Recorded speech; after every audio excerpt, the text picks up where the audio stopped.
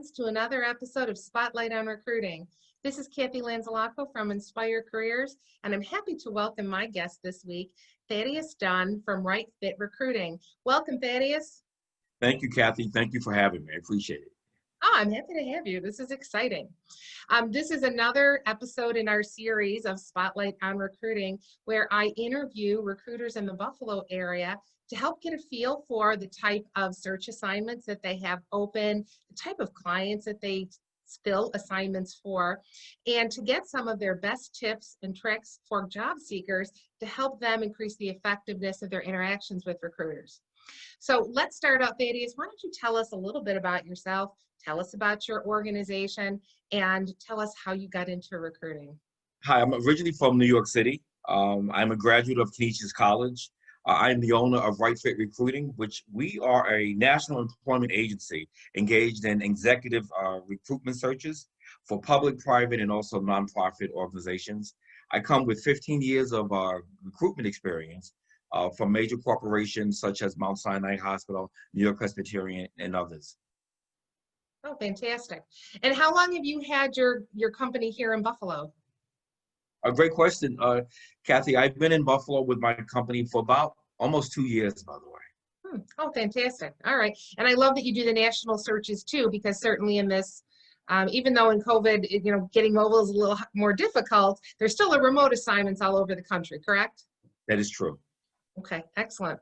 Well, talking about the search assignments that you have, why don't you tell us about any particular open search assignments that you have right now?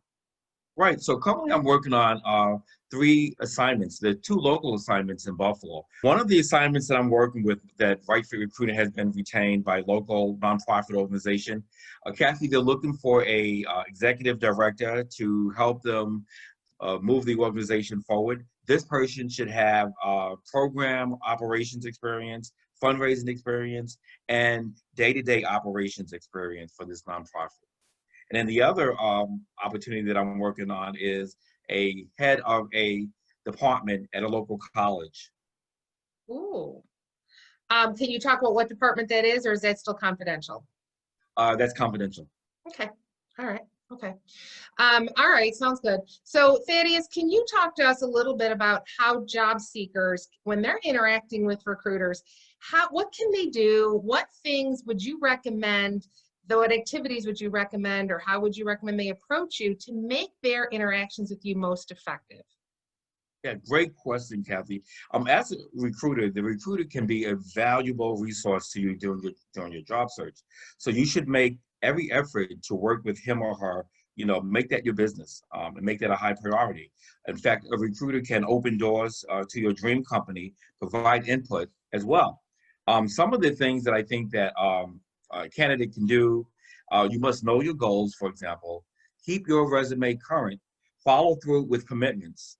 Another thing that a candidate can do is you can ask for constructive criticism from the recruiter. And lastly, I would say is you can help the recruiter find you online and offline. Online, that means by having a current LinkedIn profile. That's very important, where he or she can reach out to you with the correct email address or phone number. And offline, I mean being active in your community and attending network functions. But of course, now during COVID, that latter one may be kind of like difficult. That's why it's very important to keep our current presence on such sites as LinkedIn. Well, you make an important point too that I think it's important for job seekers to hear, is that they need to know what their goals are. You are not there to help them figure out what they want to do. You have search assignments, you work for the employers, and you're looking for candidates that are good fits for consideration, possibly for those assignments. And it would be very helpful to you if people knew exactly and were able to articulate what their strengths are, what their goals are, correct? That is correct. Yeah. Now, when you talk about LinkedIn, you're preaching from my songbook, because I talk about LinkedIn all day long. To many people. Some people are great about keeping it updated. Some people started it getting on LinkedIn when it first came out about 10 or 15 years ago, and then they just kind of set it and they just left it. And so it's very difficult to find those people. I know if they don't have current jobs and they don't have their skills updated, and they don't have all of their sections filled out. Can you talk a little bit about how you search for clients or for candidates on LinkedIn, Thaddeus? I think that'd be helpful to job seekers to understand. Sure. As a recruiter, Kathy, what I use is a Boolean search. So those keywords that I look on for the resume is going to identify you. It's going to help to stand out. You do that very well. I know that you also help people, with resume writing. And so they should really contact you if they're unsure about how to lay out their resume with keywords that, as a recruiter, that I actually enter in on LinkedIn and other boards, job boards. In there. Fadius, what is the #1 resume mistake that you see that when you see it, you go, oh no, not this? Like a nightmare or a cringe, right? Yeah. So that's a great question, another great question. Some of the biggest mistakes that I see as a recruiter, and according to the Harvard report that I've read, is that spelling and grammar errors. Another error that I see is using passive language. If the resume is not well organized, the resume, if it's too long, or if the resume does not showcase some of your responsibilities and accomplishments. Those are some of the pitfalls or mistakes I see often. So what I see, and I think what you're saying is the same thing that I'm seeing frequently, is resumes, old school resumes were mostly copy and paste of job descriptions, but that's not what you're looking for. Certainly you need to understand the scope of their responsibilities, but you really want to know what they've accomplished. Absolutely, absolutely. And a lot of recruiters, I should say, are not going to take that time to just, look around at the resumes to find out what is this person really good at, or what kind of story that person's going to tell. Sometimes some recruiters will take less than a minute to just kind of glance over your resume. If they don't see some of those keywords jumping out at you, then they're going to pass you by. You're going to maybe lose a great opportunity. Yeah, well, I think it's really about candidates learning to help themselves by providing their best information and putting their best foot forward. That's right. Must be proactive. Yeah, absolutely, because then you can help advocate on their behalf if you think they're a good fit for the employer. But if you don't have that information, if you don't have that ammunition, if you will, you're not armed with all of that, you can't advocate on their behalf. That is so true. Okay, absolutely. Can you think about, out of all the pieces of advice that you might share with job seekers, what might be the one thing that really is kind of that tipping point when people are either interviewing in the first phases with you or interacting with the employer down the line? What is that one major piece of advice that you hear yourself giving over and over again? Okay, so I always tell the candidate to please know the company, by the way, that you're going for, that you're actually going to interview with. And also the second piece I think that's really important is you must tell your story. I use bullet points, and I always encourage them to use bullet points of some of the key words that they want to use during the interview. Based on the job description, you must tell your story that way. Yeah, that's important. And that goes back to the point that I make with job seekers all the time, is that not only do you have to have an updated resume, and yes, it has to have correct spelling and so forth, but it has to be relevant. It has to have those keywords, and keywords is the consistent, phrase of the day, word of the day, when we talk about either submitting applications online or for the human eye, because it helps you determine, do they fit the basic requirements of the position, right? That is so true, so true. Another thing I would say is they must develop a relationship with the recruiter. That's very, very, very important. So let the recruiter know. Don't be afraid to tell the recruiter exactly what you're looking for in your next dream job or next opportunity. Okay, well, let's go back a minute to that position that you were talking about at a local college. So let's say that there's a job seeker that's watching this and says, oh, I have experience working at a college or a university, a department head, that might be a good match for me. What would you recommend to people that immediately hear that without having more information, because it's still a confidential search? What would you recommend they do to try to make themselves more in line for a candidacy for that? Sure. So they're more than welcome to reach out to me directly at Thaddeus@rightfitrecruiting.net.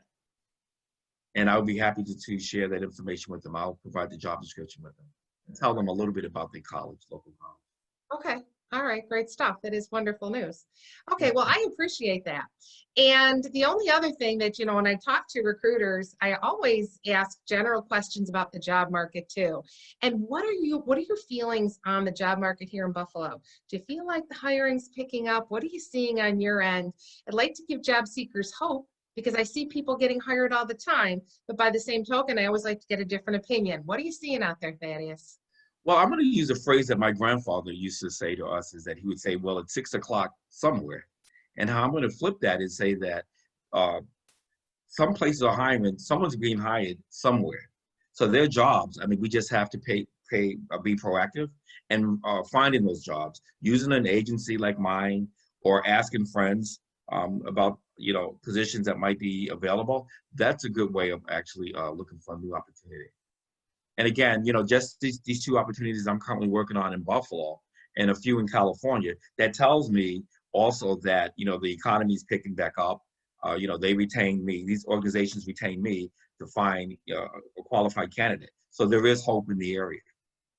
Well, that's good news to hear. And that's what I'm telling people as well. But it really comes down to, as you keep saying, to be proactive and to keep looking. And you're talking about networking, right? Talking to other people about what they Absolutely. know, reaching out to recruiters, trying to showcase themselves. It's not just about sitting behind the computer and applying for jobs that come across on LinkedIn or Indeed. And certainly people are going to do that, but we all know the statistic, about 80% of people get hired through networking. That's right. And talking to people about positions that aren't even posted yet or confidential opportunities like yours are what we call tapping into the hidden job market, right? That's true. That is so Thanks. true. So people need to hear this because there's sometimes a lack of comfort with reaching out and networking, but you're here to tell us it's critically important in all aspects of their job Yes. search. I'd like to also add too that during this time of COVID-19 time, what I would do and what I encourage candidates to do is take this downtime, so to speak, and kind of hone in on some of your weaknesses. So maybe it's Microsoft, right? So you may want to take a free Microsoft class online, or there might be other things, or attend conference calls. We can learn about the market or hone up on some of your skill sets from experts in the area. Oh, great advice. I hear people all the time saying, well, I didn't have time. I didn't want to, didn't know what I could do, but this is a great time to get that certification that you were always meaning to do. And to evaluate your skills, it's a good time to be able to be honest with yourself about, maybe where are some of my gaps that I can close during this time. That is so true. Good. All right. Well, thank you, Thaddeus. I appreciate your coming down with us today and helping us get some more insight into the mind of the recruiter and into your processes.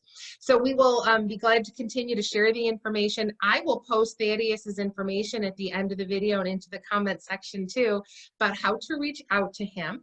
If you have any questions at all about the jobs he's spoken about or just want to reach out about any of the information he's provided, he's willing to have that conversation. Thank you, Thaddeus. Thank you, Kathy. It's my pleasure. All right, Thaddeus Dunn of Right Fit Recruiting. Thank you all. Have a wonderful day.